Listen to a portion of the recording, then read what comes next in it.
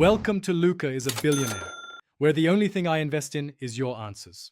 First, update iTunes to the latest version and update your iPhone to the latest iOS. This prevents compatibility errors and speeds the process. Next, sign into the same Apple ID in iTunes and on your iPhone. Matching accounts ensure purchases and playlists transfer correctly.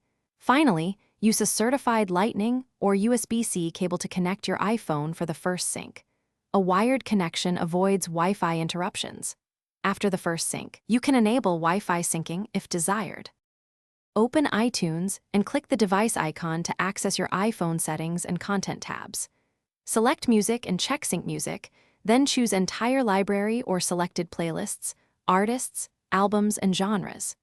If you prefer manual control, enable Manually Manage Music and Videos and drag songs directly to your device. To sync over Wi-Fi, check Sync with this iPhone over Wi-Fi in the Summary tab and click Apply. Press Apply or Sync to begin transferring files to your iPhone now. If music fails to transfer, check for DRM restrictions, unsupported file formats, or duplicate iTunes libraries. Convert unsupported files to AAC or MP3 and remove conflicting duplicates before syncing again. Always back up your iPhone and iTunes before major syncs to preserve settings, purchases, and playlists.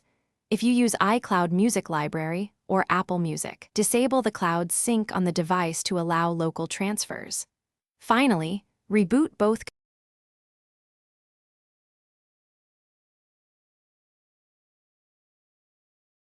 Thanks for watching and please subscribe. It's the best investment you'll ever make.